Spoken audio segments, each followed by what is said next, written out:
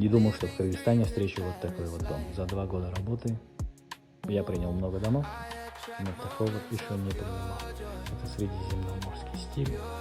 Потолки из дерева, кухня, смотрите, как интересно сделано. Свет, под вытяжку сделали специальный ободок.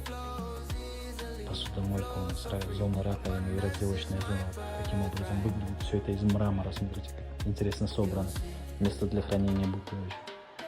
А это разделочная зона. Вот эти окошка всегда мне очень сильно нравились.